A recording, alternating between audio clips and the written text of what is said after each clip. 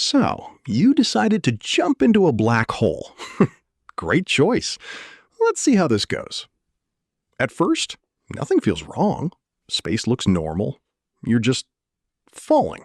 But the black hole's gravity isn't pulling on all of you equally. Your feet are closer, so they get yanked harder than your head. Scientists call this spaghettification.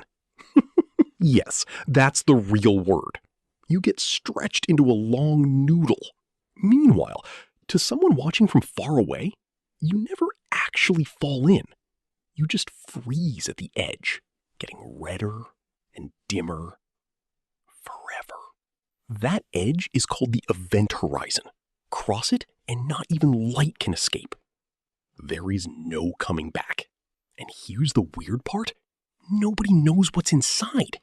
At the very center sits the singularity, where our laws of physics just give up. So, the takeaway? A black hole is a one-way door. Time bends, space stretches, and you become pasta. Maybe just don't jump in.